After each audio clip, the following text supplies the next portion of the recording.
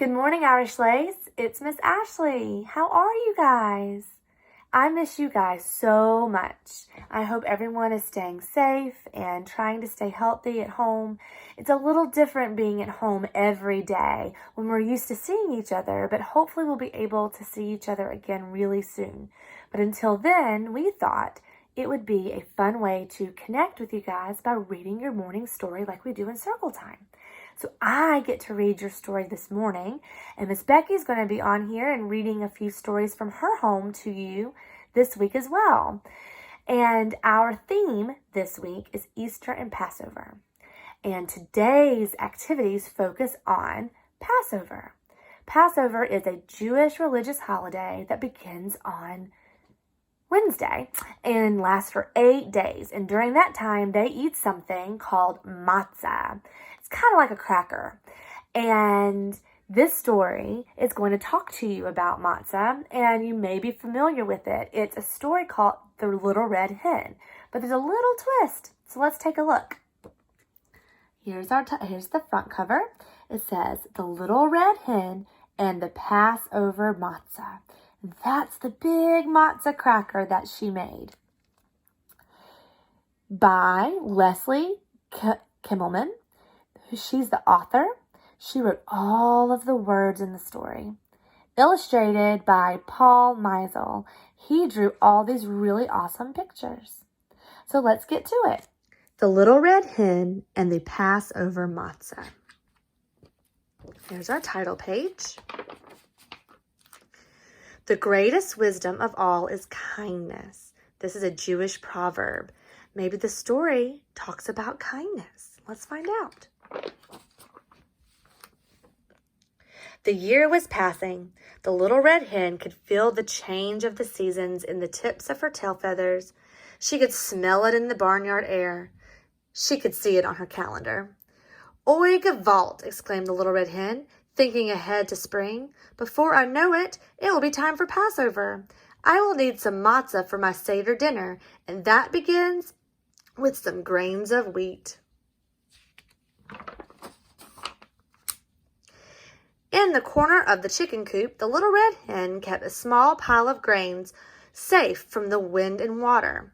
She gathered them now and went to find her friends. Such friends she had, always ready to lend a hand. Who will help me plant these grains? She asked. Not I, said the sheep. Sorry, bub, said the horse. Think again, said dog, a little bit rudely. Little Red Hen was not happy. Okay, she grumbled. I should worry. I'll just do it myself. And the little red hen planted those grains. There she is, planting them all by herself. Her friends were not very kind. Months passed, the sun shone, the rain fell, and the grain grew tall. The little red hen waited patiently. Finally, there was a field of wheat ready to be harvested. The little red hen went to find her friends. There's the wheat. Let's see what happens. This time she was sure they'd lend a hand. Who will help me cut this wheat? She asked. Not I, said the sheep. Sorry, bub, said the horse. Think again, said the dog, a little bit rudely. We're your friends, not your servants. Little Red Hen was definitely not happy. Friends, schmens, she muttered. I'll just do it myself. And the little red hen cut the wheat. Are they very kind this time? Doesn't seem like it. The wheat was ready for the mill. The little red hen gathered it together to find her friends. They won't disappoint me again, she told herself confidently. Who will help me carry this wheat to the mill? She asked them. Not I, said the sheep. Sorry, bub, said horse. Think again, said dog, a little bit rudely. We're resting. Aw. The little red hen was really not happy this time. I should live so long, she kvetched, to see this bunch of lazy, no-good ginnicks put in an honest day's work. I'll just do it myself. The little red hen took the wheat to a special Passover meal, where the miller ground it into flour. Then she schlepped that flour back home in a big, heavy sack, clucking to herself all the way. Look at all that, the big old sack. And this is the special mill that made the grains into the special flour for the matzah. Before she knew it, it was spring, the morning of the first night of Passover. The little red hen had cleaned her house, top to bottom. There wasn't a crumb of bread found anywhere. "Time to make the matzah," the little red hen announced to her friends. "Who wants to help? Everyone deserves a second or fourth chance," she reminded herself. But what do you think the little red hen heard? Her friends are right here. I wonder. "Not I," said sheep. "Sorry, Bub," said horse. "Ha ha," laughed dog, more than a little rudely. "Think again." The little red hen was not happy. She was not surprised either. Okay, she said. "So I should starve? I'll just make it myself." The little red hen washed up carefully. She put a big bowl on the kitchen table. Then she set her timer. According to Jewish law, Passover matzah had to be finished in just 18 minutes. The little red hen mixed the flour and water. Quickly. She kneaded it. Quickly. She rolled it out nice and flat. Quickly. She pricked it all over. Prickly. She's working really hard, and now she put it into her oven to bake.